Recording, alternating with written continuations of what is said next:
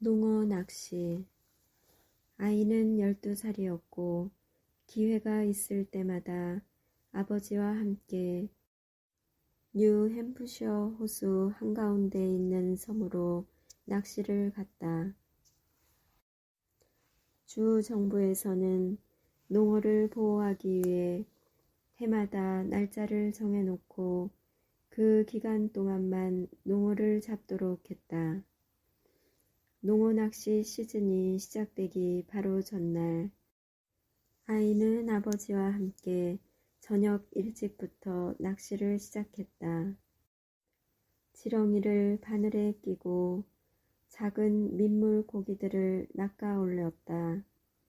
낚시를 물에 던지면 황혼에 반사되어 수면에 색색까지의 물결이 일었다. 갑자기 낚싯대가 크게 휘고 아이는 뭔가 큰 물고기가 걸렸다는 것을 알았다. 아이가 혼자 힘으로 그 큰 물고기를 끌어올리는 동안 아버지는 감탄의 눈으로 지켜보았다. 마침내 아이는 지쳐 떨어진 물고기를 간신히 물 밖으로 꺼냈다. 여태까지 본 어떤 물고기보다 큰 놈이었다. 하지만 그것은 농어였다. 아버지와 아이는 달빛을 받으며 바닥에서 파닥거리고 있는 그 잘생긴 물고기를 내려다 보았다. 아버지가 성냥불을 켜서 손목시계를 들여다 보았다. 밤 10시였다. 아직 농어 낚시가 허용되려면 2시간이 남아 있었다. 아버지는 물고기를 한번 쳐다보고 아이를 쳐다보았다. 아버지가 말했다. 다시 물속으로 보내줘야 한다, 아들아. 아이가 소리쳤다. 아빠. 아버지는 고개를 흔들었다. 2시간 뒤에 다시 낚으면 되지 않니? 아들은 울음을 터뜨렸다. 이만큼 큰 농어는 다시 잡지 못할 거예요. 아이는 호수 주위를 돌아보았다. 달빛 속에 근처에 다른 낚시꾼이나 낚싯배들은 보이지 않았다. 아이는 다시 아버지를 쳐다보았다. 아무도 그들이 농어를 잡는 것을 목격하지 못했다 할지라도, 또는 그것을 잡은 것이 몇 시인지 알아차릴 수 없다고 해도 아이는 아버지의 분명한 목소리에서 이미 결정이 내려졌다는 것을 알았다. 아들은 한숨을 지으며 커다란 농어의 입에서 낚싯바늘을 빼낸 뒤 그놈을 검은 물속으로 돌려보냈다. 물고기는 힘찬 몸을 한번 뒤채이고는 서둘러 물속으로 사라졌다.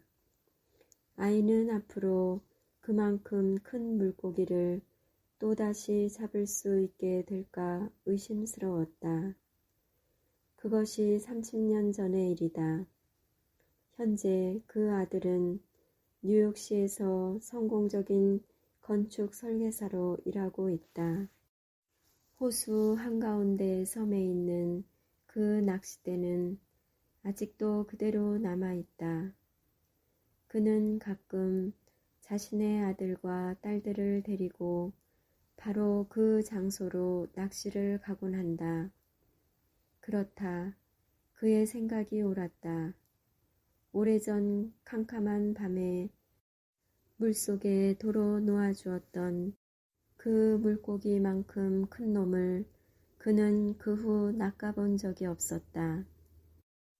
하지만 도덕성의 문제에 부딪힐 때마다 매번 그는 그 물고기가 떠오른다. 그의 아버지가 그에게 가르쳐 준 것처럼 도덕성이란 단순한 문제다. 무엇이 옳은 일이고 무엇이 그른 일인가 하는 것이다. 문제는 그것을 행동으로 옮기는 것이 어렵다는 것이다. 아무도 보고 있지 않는 데서 옳은 일을 선택할 수 있는가? 서둘러 설계를 끝내려고 건물 모퉁이를 잘라내는 짓을 거부할 수 있는가? 아니면 값이 떨어질 걸 미리 알고 어떤 물건을 남에게 비싸게 팔려는 유혹을 거부할 수 있는가? 우리는 아마도 그렇게 할 것이다.